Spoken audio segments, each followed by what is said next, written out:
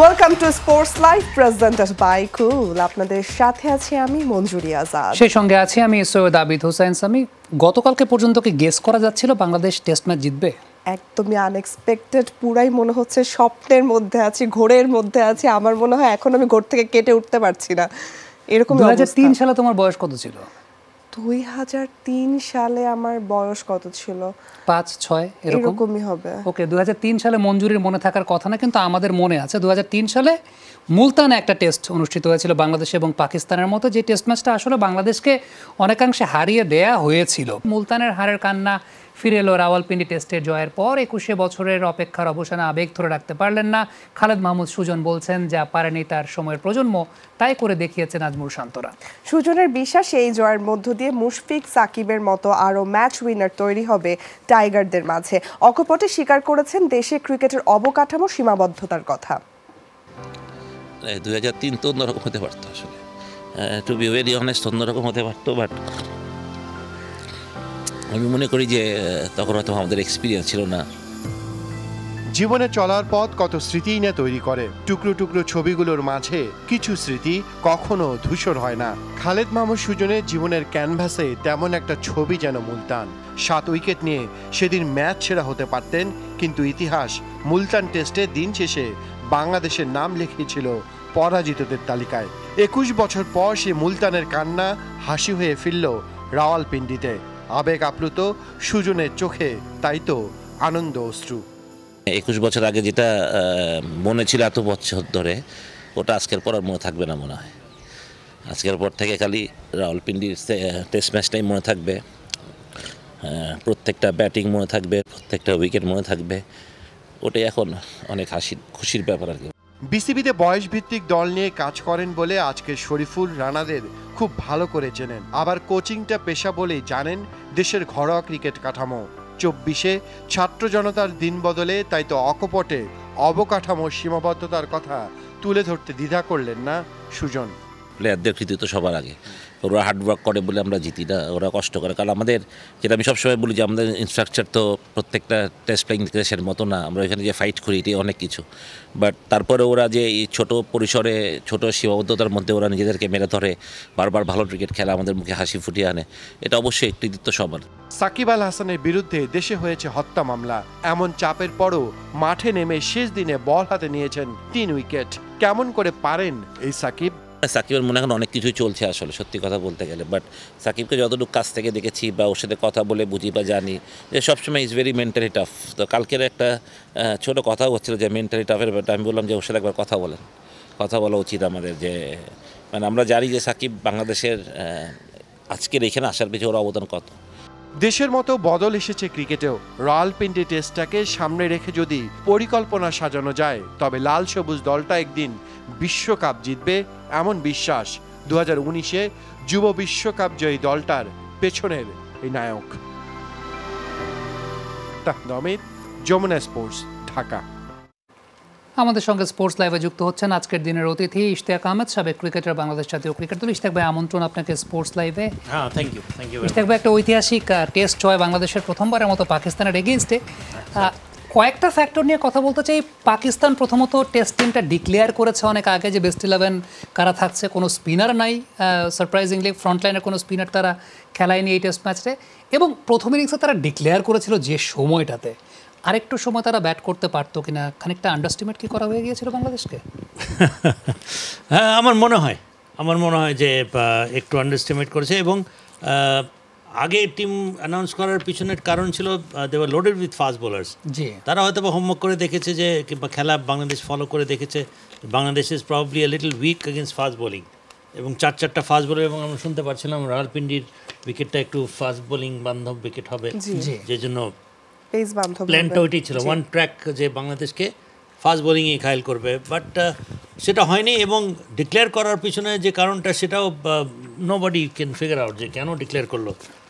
আপাতত মনে হচ্ছে যে হয়তো বা আন্ডার এস্টিমেট করেছে, তাদের একটু মিসক্যালকুলেশন হয়েছে। যে উইকেটটা যে ধরনের হওয়ার কথা ছিল, যে ধরনের ফাস্ট বোলার্সদের অনুকূলে হওয়ার কথা ছিল, ঠিক ওই ধরনের উইকেট ছিল কি? আমার মনে হয় না। যে জন্য that back fired, that plus the fact that Bangladesh played exceedingly well. বলতেই হবে। একদম এই ম্যাচের যদি আমরা দেখি যে টার্নিং পয়েন্ট চতুর্থ দিনের পরে চতুর্থ দিনটা দেখার পরে হয়তো বা আমি জানি না আপনি ভেবেছিলেন কিনা যে বাংলাদেশ আসলে এই ম্যাচ জেতাটা সম্ভব কিনা, সেটা আমি জানবো আপনার কাছে। সেই সাথে জানতে চাই যে এই ম্যাচ যদি আমরা উইনিং মোমেন্টগুলো দেখি বা কারা হচ্ছে গিয়ে ইন্ডিভিজুয়ালি খুব ভালো পারফর্ম করেছেন, তিনটা নাম আসবে মিরাজ, সাকিব এবং মুশফিক। তিনজনের মধ্যে কাকে এগিয়ে রাখবেন? তিনজনেরই এখানে নিজ নিজ একটা ভূমিকা ছিল।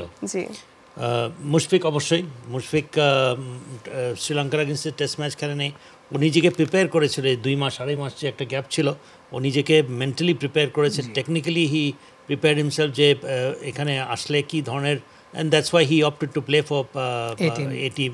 এবং সেখানেই তার ডেডিকেশন, তার সিরিয়াসনেস বোঝাই যাচ্ছিল that this guy means business in this tour. এবং ব্যাটিং দেখেই তো বোঝা যাচ্ছিল যে তার যেরকম ডিফেন্স, যেরকম তার সিলেকশন অফ শটস, সব কিছু মিলিয়ে সেটা একটা ছিল। বিকজ সাদমান ইসলামের সাথে যেভাবে ব্যাটিং করলো, পরবর্তীতে লিটন দাস এবং মেহেদী হাসান মিরাজের সাথে যেভাবে he rotated and revolved, the whole batting revolved around him, that was of course বিশাল একটা ভূমিকা রেখেছে। Mehidy Hasan Miraz, my favourite player in test matches at least. তার batting, I was never in any doubt that here is the best batsman technically. আমি মনে করি Mehidy Hasan Miraz the technically, আমার কাছে মনে হয় the best batsman temperamentally and technically.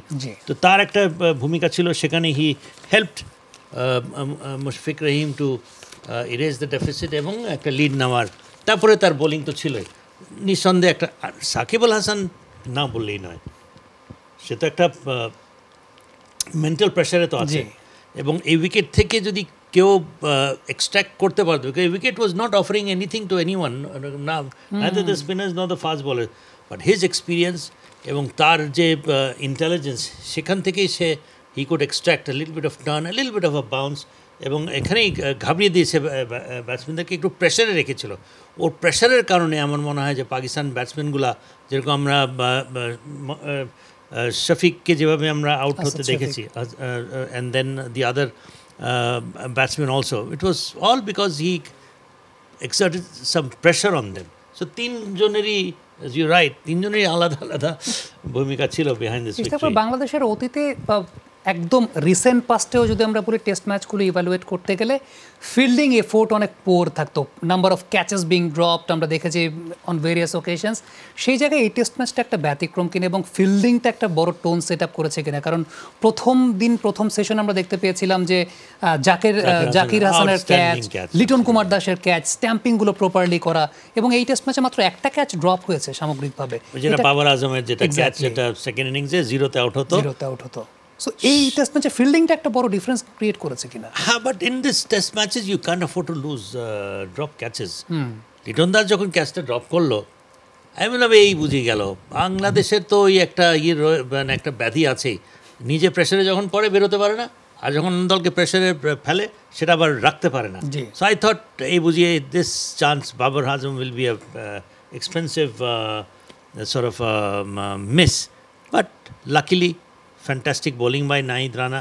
আমার মনে হয় যে টেস্ট ম্যাচ জিতে গেলে you can't afford to drop catches, একেবারেই না। In fact half chances you have to convert into full chances.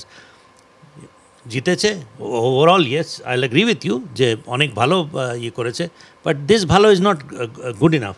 You can not afford to. আমাদের আগামীতে যে যদি আমরা জিততে হয়, we have to make sure that আমরা 200% sort of পার্সেন্টেজ আমাদেরকে ইয়ে করতে হবে to make sure. I mean, feeling কোনো lapse, I mean, you playing test matches against the best sides, আমাদেরকে যদি জিততে হয়, আমরা এই ছোটো ছোটো ভুল করা যাবে না। গুড বোলিং, ফ্যান্টাস্টিক বোলিং, এটা তো বলতেই হবে। We have an express fast bowler in Nahid Rana. এটা আমার মনে হয় এটা একটা big sort of an advantage for any side to have such a fast bowler. তো আমার মনে হয় যে combination was good, very balanced side. এটা আমি টেস্ট ম্যাচ শুরু হওয়ার আগে বলেছিলাম যে বাংলাদেশ এবং পাকিস্তানের মধ্যে ডিফারেন্সটা, Bangladesh has a more balanced attack. বাঁহাতি স্পিনারদের মধ্যে আন্তর্জাতিক ক্রিকেটে সর্বোচ্চ উইকেটের মালিক এখন সাকিব আল হাসান, 707 উইকেট নিয়ে পেছনে ফেলেছেন সাবেক কিউই স্পিনার ড্যানিয়েল ভেটোরিকে। পাকিস্তানের বিপক্ষে টেস্টের দ্বিতীয় ইনিংসে 3 উইকেট নেন সাকিব। আব্দুল্লাহ শফিককে আউট করে এই কীর্তি গড়েন তিনি। সব মিলে রাওয়ালপিন্ডি টেস্টে 4 উইকেট নিয়েছেন সাকিব। রাওয়ালপিন্ডি টেস্টের তৃতীয় দিনে মাঠে বসেই শুনতে হলো দুঃসংবাদ। বৈষম্য বিরোধী আন্দোলনে নিহত রুবেল হত্যা মামলার আসামি করা হয়েছে সাকিব আল হাসানকে। এরই মাঝেই টেস্টের পঞ্চম দিনে রেকর্ড পাতায় নাম তুলে আবারও আলোচনায় দেশসেরা এই অলরাউন্ডার। আন্তর্জাতিক ক্রিকেটে বাঁহাতি স্পিনার হিসেবে সবচেয়ে বেশি উইকেটের মালিক এখন তিনি। 703 উইকেট নিয়ে রাওয়ালপিন্ডি টেস্ট শুরু করেছিলেন সাকিব। প্রথম ইনিংসে মাত্র 1 উইকেট নেয়ার পর স্বরূপে ফেরেন পাকিস্তানের দ্বিতীয় ইনিংসে। শেষ দিনের প্রথম সেকশনের শুরুতেই বোকা বানান সৌদ শাকিলকে। এরপর গলার কাঁটা হয়ে থাকা ওপেনার আব্দুল্লাহ শফিককে ফিরিয়ে ছাড়িয়ে যান ড্যানিয়েল ভেট্টরিকে। 706 উইকেট নিয়ে পেছনে ফেলেন আন্তর্জাতিক ক্রিকেটকে বিদায় বলা এই কিউই স্পিনারকে। এরপর নাসিম শাহকে ফেরালে সাকিবের আন্তর্জাতিক উইকেটের সংখ্যা দাঁড়ায় 707। সব মিলিয়ে 444টি আন্তর্জাতিক ম্যাচ খেলে এই কীর্তি গড়েন সাকিব। তার থেকে 2 ম্যাচ কম খেলা ড্যানিয়েল ভেট্টরির শিকার 705 উইকেট। বর্তমানে খেলছেন এমন বাঁহাতি স্পিনারদের মধ্যে রবীন্দ্র জাদেজা আছেন এই তালিকার 3-এ। এখন পর্যন্ত 343 ম্যাচ খেলে তার সংগ্রহ 568 উইকেট। সহসাই যে সাকিবের রেকর্ড ভাঙছে তা বলাই যায়।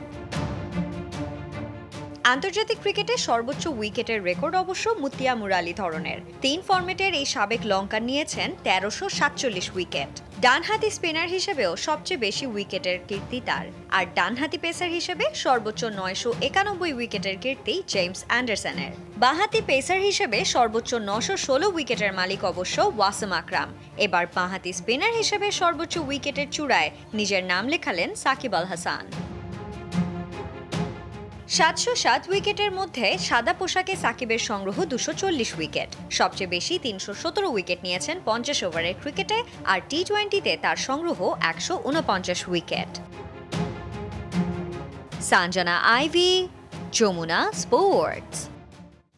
ইশতিয়াক ভাই, আমরা এর আগেও কথা বলছিলাম সাকিবকে নিয়ে বলার সময় আপনিও বলছিলেন একটা মানসিক প্রেশারে আছে, স্বাভাবিকভাবে একটা মেন্টাল প্রেশারে আছে, তারপরও এই ধরনের পারফরমেন্স। এই জন্যই কি আমরা আসলে এই অ্যান্সারটা পেয়ে যাই কিনা যে why he is the one of the best number 1 allrounder. সেই সাথে তার যে পরিস্থিতিটা, সেটার মধ্যে ক্রিকেট বোর্ডের কোনো করণীয় আছে কিনা?